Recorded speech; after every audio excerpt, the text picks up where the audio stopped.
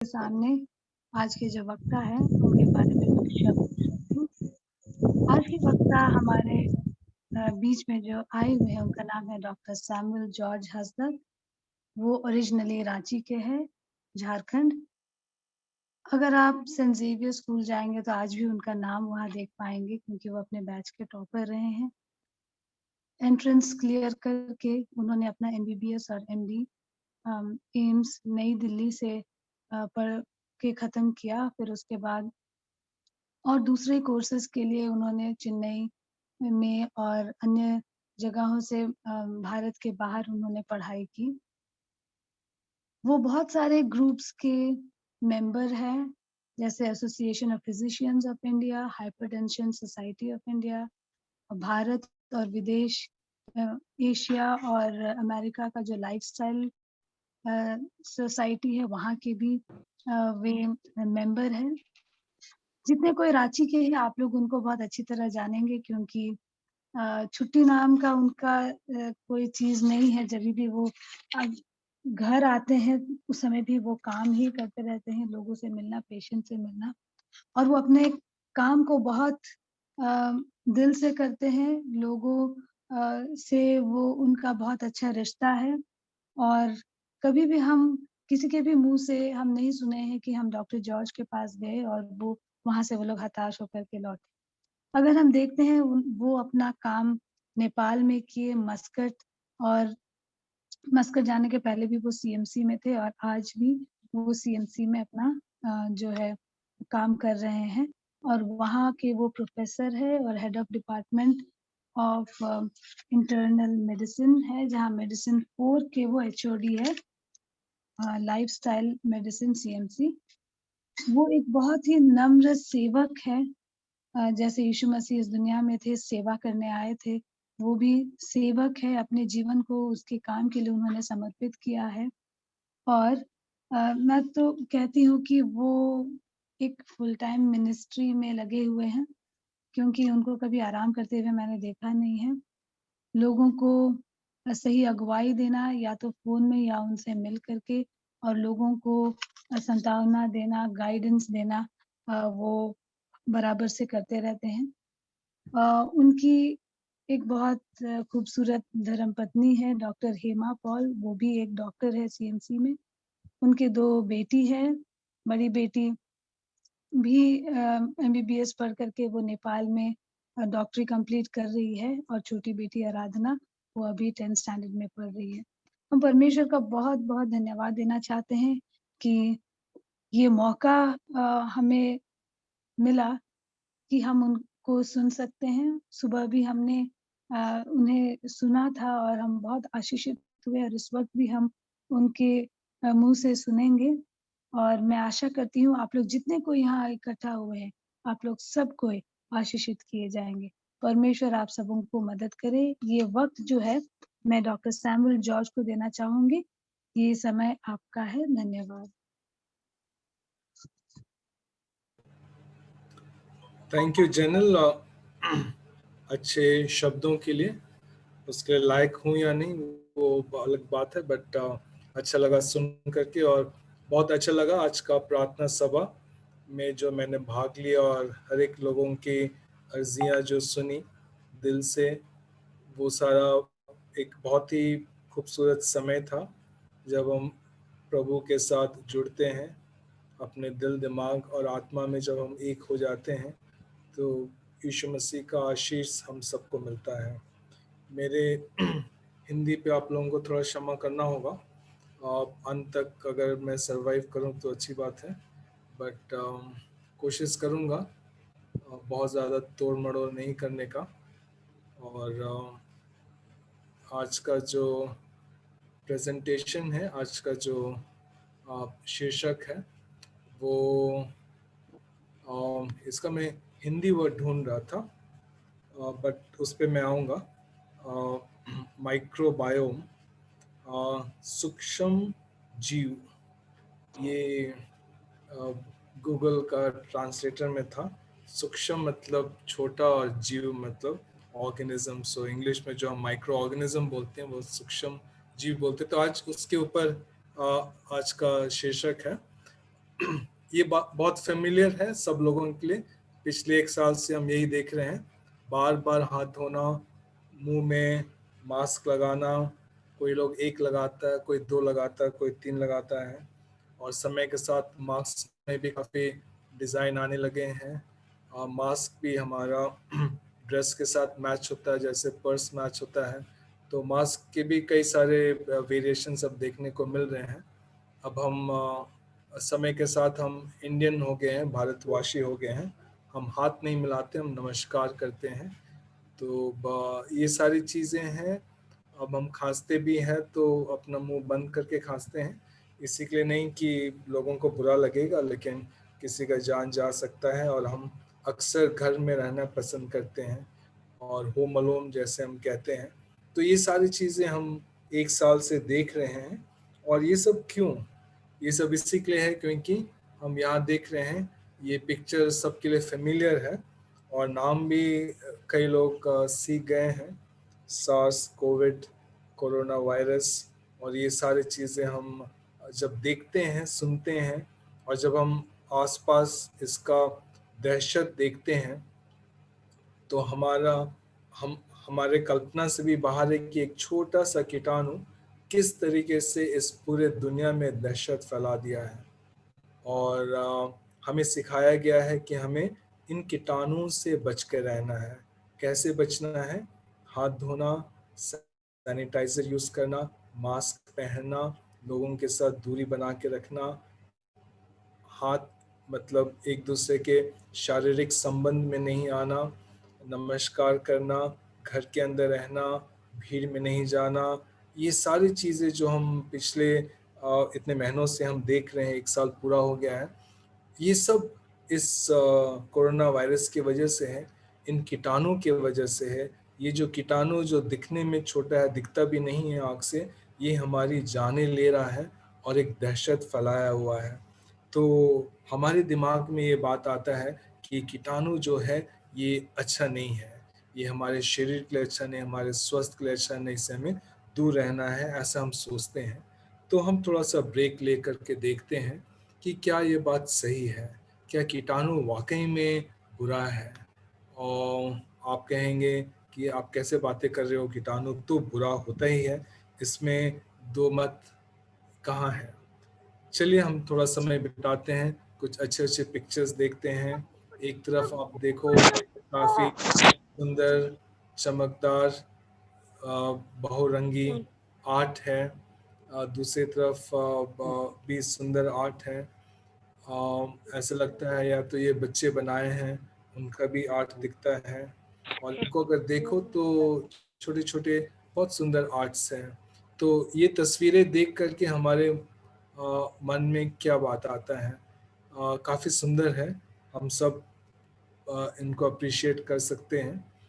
इन सब चीज़ों में क्या कॉमन है?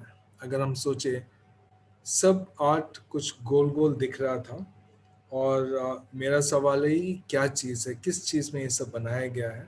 अगर हम वाक़ई में देखें तो इस चीज़ को पेट्री डिश बोलते हैं। पेट्री डिश क्या है? पेट्री डिश एक काँच का इस तरह का बर्तन होता है, जिसमें अलग-अलग किस्म के चीज़ें डालते हैं, जिसे हम कल्चर मीडिया कहते हैं।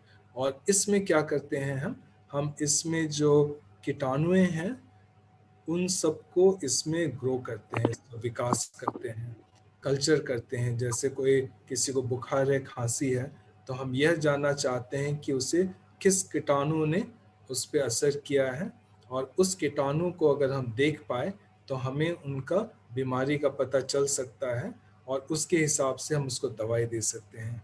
तो इसे हम कल्चर कहते हैं। अक्सर इस तरीके से जब हम उसके अब कई लोगों ने कोरोना का टेस्ट किया होगा। एक लकड़ी के ऊपर रुई में एक स्वैब लेते हैं नाक से या गले से, और फिर हम उसको लेकर के इस पेट्री डिश में लगा देते हैं। जब हम ये पेट्री डिश में डालते हैं तो ये कीटाणु समय के साथ विकास करने लगता है, और अलग-अलग शेप लेता है, और अलग-अलग कीटाणु के रंग अलग-अलग होते हैं। और इस चीज़ को अगर आप देखो तो बड़ा सुंदर दिखता है।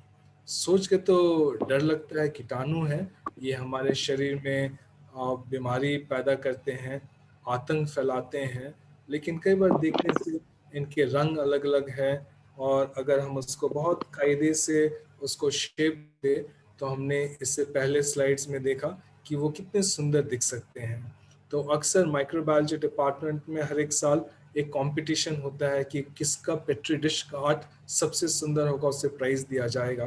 तो मैं इन कीटाणुओं का एक दूसरा रूप आपको आज दिखाने जा रहा हूँ, जिससे हम समझेंगे कि कीटाणु जिसने जिसे भगवान ने बनाया है, क्या ये वाकई में इतने बुरे हैं? क्या ये वाकई में हमारे स्वास्थ्य के लिए हानिकारक है? ये सवालें हमारे जहन में आती है। तो अगर हम देखें, कुछ लोगों ने स्कूल में पढ़े होंगे, कुछ लोग मेडिकल होंगे, कुछ नर्सिंग डॉक्टर्स भी हैं, मैंने देखा ग्रुप में। और आप लोगों को ये पता है कि ये जो कीटाणुएं होते हैं वो कई किस्म के होते हैं। किसी को हम वायरस कहते हैं जो सबसे, फिर फंजाई और अलग अलग कीटाणुएं होते हैं। और अक्सर हमने जो भी पढ़ा है इन कीटाणुओं के बारे में, हमने ये पढ़ा होगा कि किस तरीके से ये हमारे शरीर में बीमारी पैदा करते हैं। आज हम कुछ और चीज़ें देखेंगे। ये कीटाणु कई बार इतने बुरे नहीं हैं जैसे हमें बताया गया है, और आज इस चीज़ को हम डिस्कवर करेंगे। अब आप देखो, हमारे शरीर में अगर हम देखें कि हमारे सेल्स कितने हैं, अगर हम सारे सेल्स को अगर काउंट करें तो लगभग 30 ट्रिलियन सेल्स हैं हमारे शरीर में, 30 ट्रिलियन सेल्स। लेकिन अगर हम कीटाणु को देखें तो वो 40 ट्रिलियन है। अब आप कह रहे हो कि हमारे शरीर में हमारे सेल से ज्यादा 10 ट्रिलियन ज्यादा कीटाणु है। ये तो बहुत अचंभा की बात है। तो फिर हम क्यों डरते हैं कीटाणु से? अगर कीटाणु हमारे शरीर में इतने सारे हैं तो ये कीटाणु किस तरह के कीटाणु हैं? ये क्या करते हैं हमारे शरीर में? इतने सारे कीटाणु कैसे हैं, क्यों है, किस वजह, मतलब किस पर्पस से है? ये सारे सवालें हमारे दिमाग में आता है। तो इन सब चीज़ों के बारे में आज हम चर्चा करेंगे, जो हम कहते हैं सूक्ष्म जीव या माइक्रो ऑर्गेनिजम्स जो हमारे शरीर में है। ये क्यों हमारे शरीर में है और इनका क्या काम है हमारे शरीर में? अगर हम अपने मस्तिष्क को देखें तो हम ये समझते हैं कि हमारा जो मस्तिष्क या ब्रेन है वो हमारे शरीर को कंट्रोल करता है, हर एक चीज़ को कंट्रोल कर रहा है। हमारे आँख, नाक, दिल, पेट, हर एक चीज़ को वो कंट्रोल करता है। उसी तरीके से अगर हम एक सेल को देखें तो सेल के बीच में जो न्यूक्लियस होता है वो क्या करता है, वो सेल के अंदर जितने भी जो छोटी छोटी ऑर्गेनल्स है, इन सब के काम को वो न्यूक्लियस कंट्रोल करता है।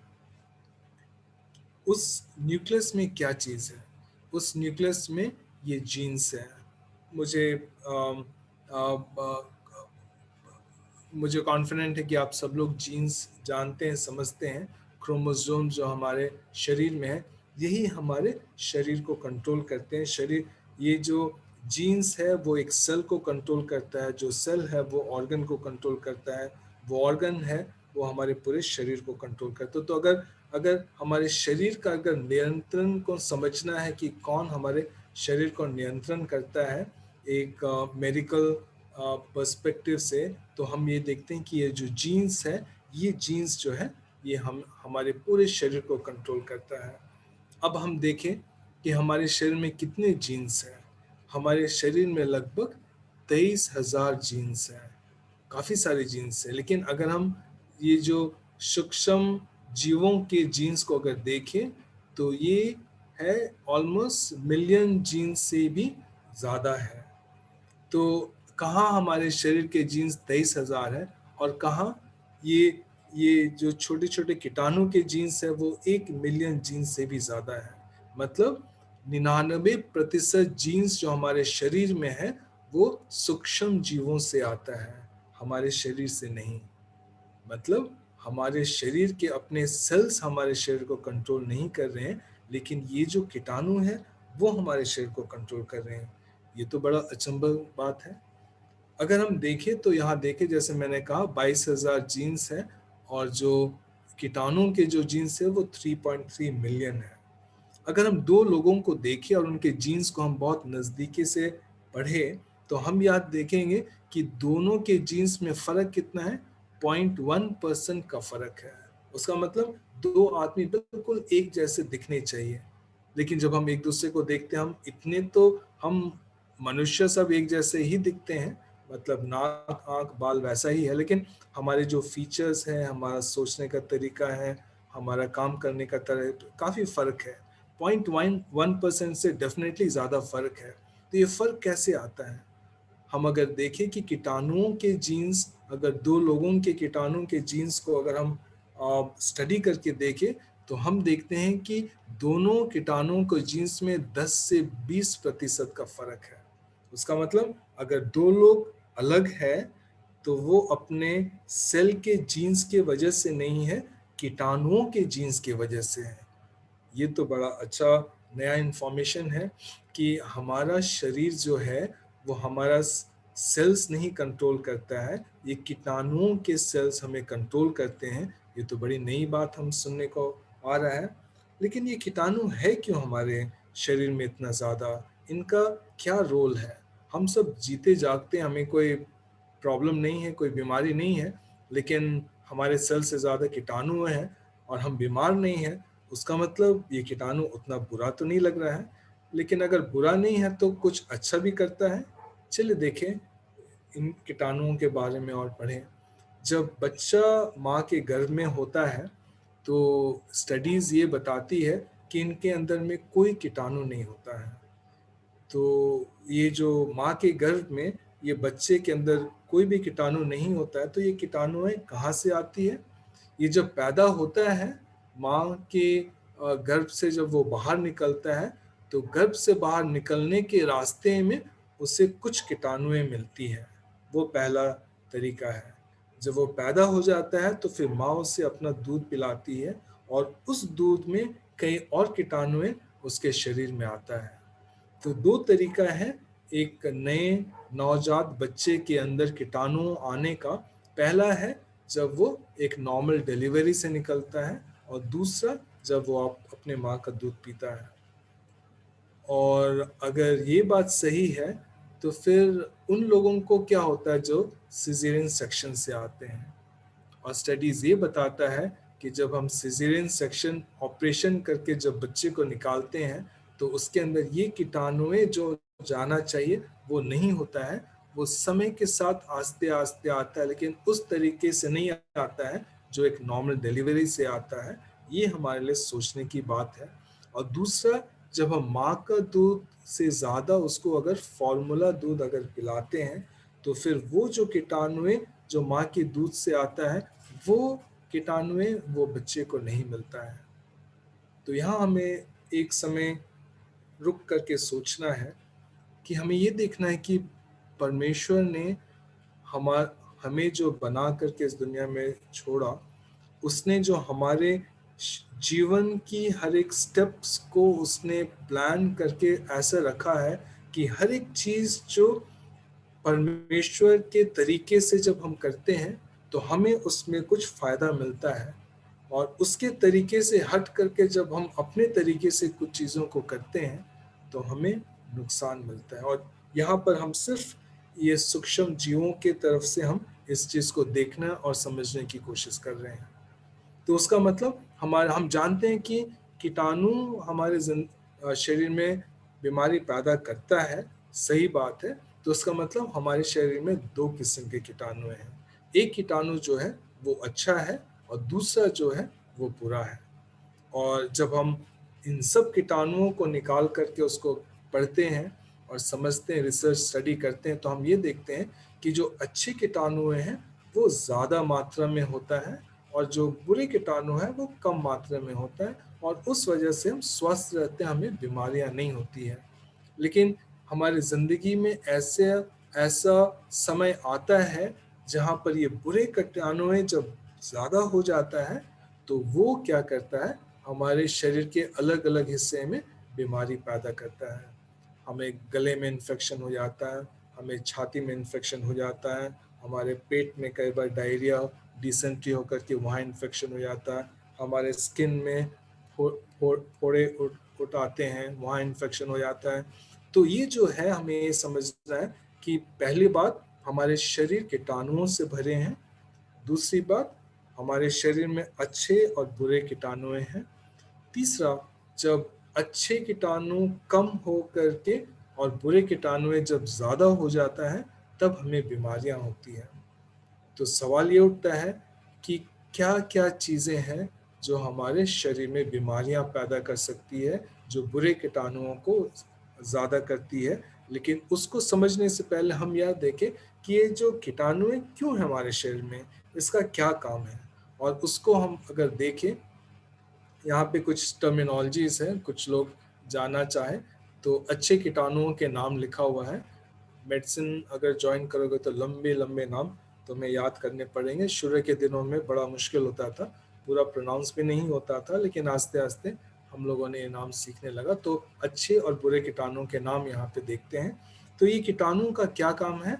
एक तो हमारे दिमाग, हमने कहा कि हमारे मस्तिष्क जो है वो हमारे पूरे शरीर को कंट्रोल करता है।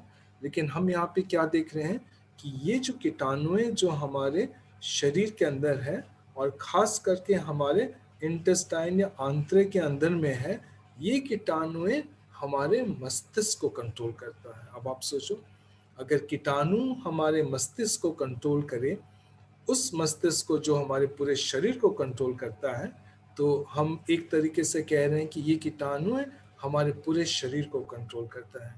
कितनी बड़ी बात है। तो और यहाँ पे क्या होता है कि ये जो कीटाणु हमारे आंतरे में है, तो वो कुछ केमिकल्स बनाता है। वो केमिकल्स हमारे खून के संचार में जाकर के हमारे मस्तिष्क में पहुँचता है। और वो क्या करता है, हमारा मूड, हमारा नींद और हम कितने स्ट्रेस होते हैं या कितने आराम से जीते हैं, इन सब चीज़ों को डिसाइड करता है। तो कीटाणु अगर सही नहीं हमारे पेट में, तो हमारा मूड कभी खराब हो जाता है, हमें गुस्सा आता है, हम छोटी छोटी चीज़ों पे परेशान हो जाते हैं, स्ट्रेस लेवल ज़्यादा हो जाता है, हमारे नींद में भी वो इफ़ेक्ट करता है, हमें नींद अच्छी नहीं आती। कई लोगों को नींद का प्रॉब्लम है, आप बिस्तर में चले जाते हैं लेकिन नींद नहीं आता। क्यों? क्योंकि कहीं ना कहीं ये कीटाणु अच्छी नहीं है हमारे पेट के अंदर, और वो ऐसा केमिकल बनाता है जो हमारे दिमाग की नींद को बिगाड़ देता है। यहाँ पे एक और चीज़ हमें देखना है कि ये जो एरो है ये उल्टा डायरेक्शन में भी चल रहा है। उसका मतलब हमारे दिमाग में जो भी चीज़ें चलता है वो हमारे कीटाणुओं को भी असर करता है। अच्छे कीटाणुओं को कम करके बुरे कीटाणुओं को बढ़ाना वो हमारा दिमाग भी कर सकता है। कैसे? अगर हमारा मूड खराब हो जाता है, अगर हम सोते सही नहीं हैं, अगर बार बार चिंता करते हैं, परेशान होते हैं, विनती भी करते हैं और चिंता भी करते हैं, तो क्या करता है ये दिमाग जो है वो ऐसे केमिकल्स बनाता है जो हमारे कीटाणुओं का जो बैलेंस है उसको चेंज कर देता है। और जब ऐसा होता है तो यहाँ पर हम देखते हैं हमारे शरीर का लड़ने का ताकत भी कम हो जाता है। कोरोना वायरस किनको होता है? कोरोना वायरस कोरोना वायरस सबको होता है, सबको वो कीटाणु सबके शरीर में घुस चुका है। ऐसा कोई नहीं है जिसके शरीर में वो नहीं है। लेकिन हर एक लोगों के अंदर जो कोरोना वायरस जाता है, हर एक लोग बीमार नहीं होते हैं, हर एक लोगों को बुखार खांसी वो नहीं होता है। क्यों? क्योंकि हमारे जो अंदर के लड़ने वाले जो सेल्स हैं वो कीटाणुओं का नाश कर देते हैं। और नाश करने की शक्ति उस चीज़ पे डिपेंड करती कि हमारा शरीर कितना स्वस्थ है। तो ये सब चीज़ें हम सीख रहे हैं, समझ रहे हैं। कीटाणु क्या करता है, ये हमारा जिन लोगों को डायबिटीज़ है या मधुमेह बीमारी है, वो भी ये कीटाणुओं की वजह से होता है। पेट के अंदर कीटाणु हैं, वो क्या करता है, वो कुछ केमिकल्स बनाता है, वो जा करके हमारे जो इंसुलिन बनाने वाले सेल्स है पैनक्रियाज में, जिसे हम बीटा सेल्स कहते हैं, उसको वो डैमेज करता है। और वो जब काम नहीं करता है तो हमारे शरीर में शुगर ज़्यादा हो जाता है। क्यों? ये अच्छे और बुरे कीटाणुओं का जो रेशो है उस पर निर्भर करता है।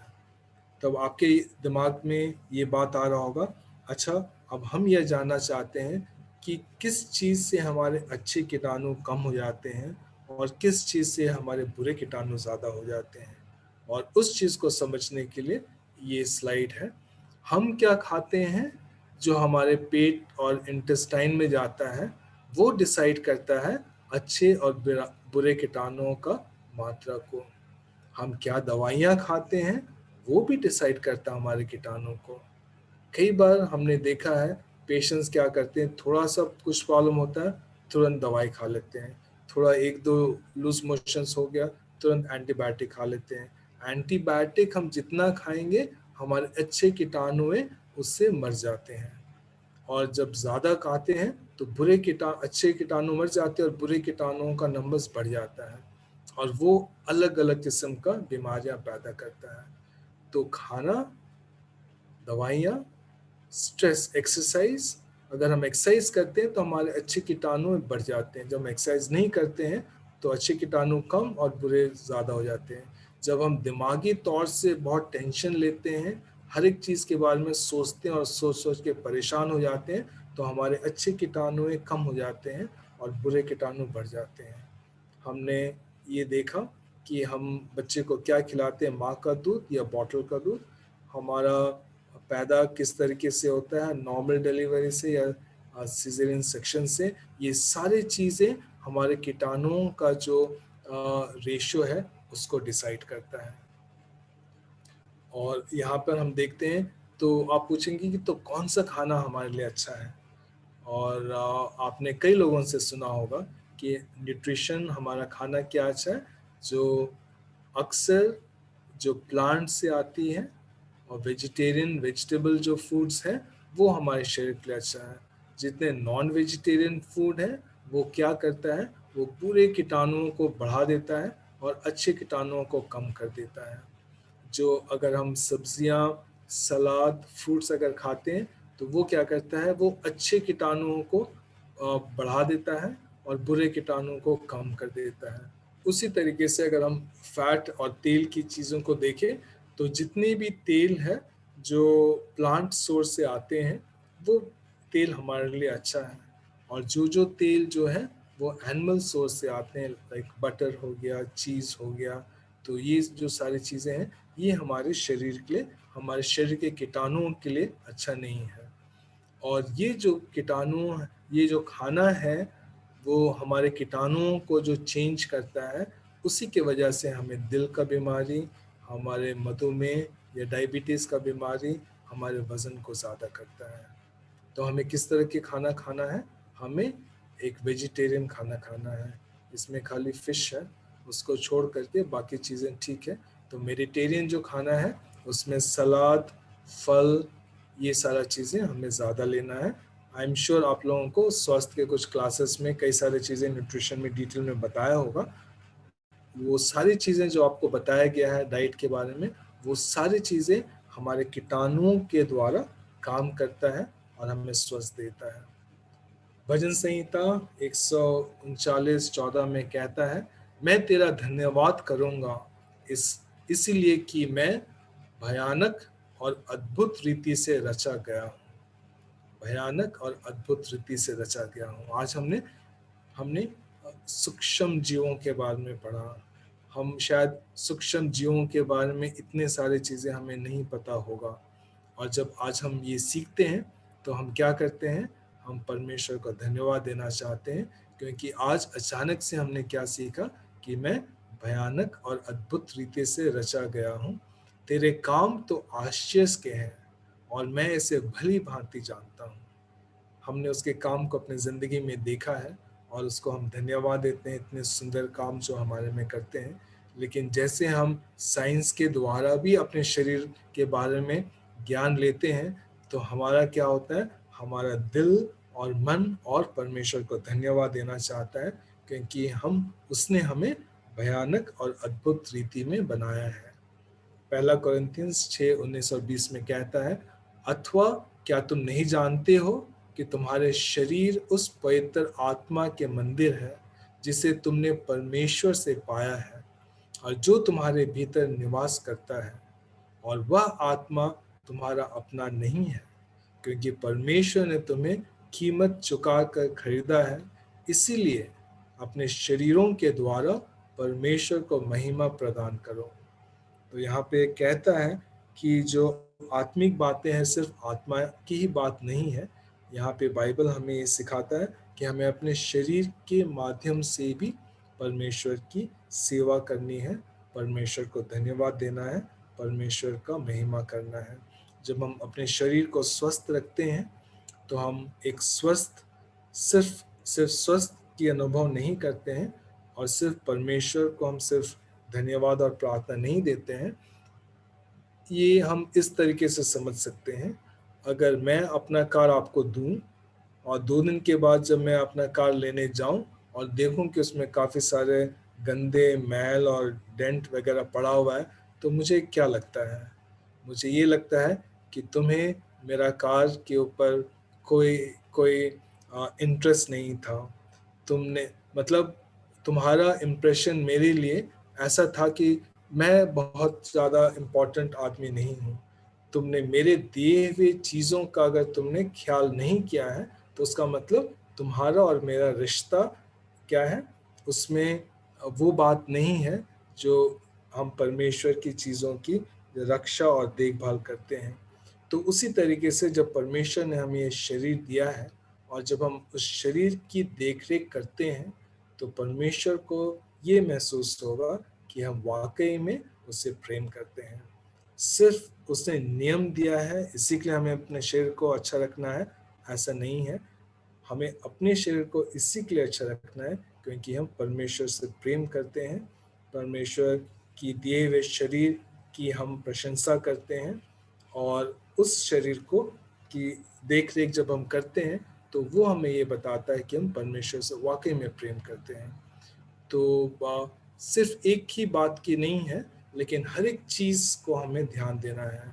अम, मतलब हमारे खान पीन, हमारे एक्सरसाइज, हम पानी कितना पीते हैं, धूप में कितने निकलते हैं विटामिन डी के लिए, हम उन सब चीज़ों से, जो नशे की चीज़ों से दूर रहते हैं या नहीं, हमारा रेस्ट, हमारा सोने का समय, उठने का समय क्या वाकई में वैसा है जैसा होना चाहिए, और क्या वाकई में हम परमेश्वर से प्रेम करते हैं, उस पर भरोसा करते हैं। तो ये सब चीज़ें हमें अपने ज़िंदगी में देखनी है। हम 2 तरीके से देख सकते हैं।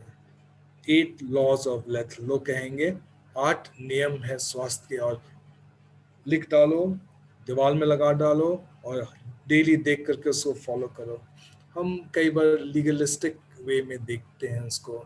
परमेश्वर कहा है हमें करना है, बाकी लोग कहते हैं परमेश्वर ने कहा है तुम भी करो, लेकिन परमेश्वर वैसा नहीं चाहता हमें करने के लिए।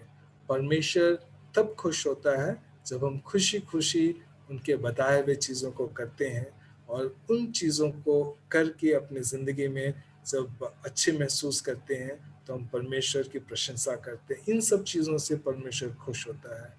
मुंह नीचे करके, गुस्सा होकर के हर एक चीज़ करना और लोगों को बताना कि हमने सारे 8 नियम को पालन किया है, वैसा परमेश्वर नहीं चाहता है। परमेश्वर एक प्रेम का संबंध चाहता है, और उस प्रेम के रिश्ते में जब हम प्रेम पूर्वक उसके चीज़ों को पूरा करते हैं तो परमेश्वर उस बात से खुश होता है। और कई बार हम लोग डरा धमका करके लोगों को कहते हैं तुम्हें पता नहीं है ये चीज़ें हमें करना चाहिए, उस तरीके से हम परमेश्वर के सुसमाचार को ना बताएं, लेकिन हम अपने जीवन के द्वारा, अपने उदाहरण के द्वारा और प्रेम पूर्वक उसे बताएं। जब हम इस तरीके से बताएंगे तो लोग परमेश्वर की ओर आकर्षित होंगे। परमेश्वर का वचन जैसे कहता है कि let your light so shine before men, when people see your good works they will praise God in heaven। जब परमेश्वर की जो रोशनी है वो हमारे ज़िंदगी के द्वारा ऐसा दिखना चाहिए कि जब लोग तुम्हारे अच्छे कामों को देखें तो वो परमेश्वर को धन्यवाद देंगे। तो यही मैसेज है आज आप सब लोगों के लिए, और मेरी यही प्रार्थना है आप सभी लोगों के लिए कि परमेश्वर आप सबको आशीष दे, आपको बरकत दे, और जिस काम के लिए उसने आपको बुलाया है, इस पृथ्वी में रखा है, उस काम को पूरा करें। और जैसे हम परमेश्वर के नज़दीक आते हैं, परमेश्वर को हम और नज़दीकी रूप से जानते हैं, और उसके फेलोशिप में जब हम एंजॉय करते हैं तो परमेश्वर हमें कई सारी चीज़ें सिखाएगा। हमारे अंदर की जो भी चीज़ें हैं उसको वो चेंज करेगा, ट्रांसफॉर्म करेगा। और जब लोग आपके ज़िंदगी में परमेश्वर को देख पाएंगे तो वो परमेश्वर को धन्यवाद देंगे और परमेश्वर के नज़दीक आएंगे। परमेश्वर आप सबको धन्यवाद दे और आशीष दे।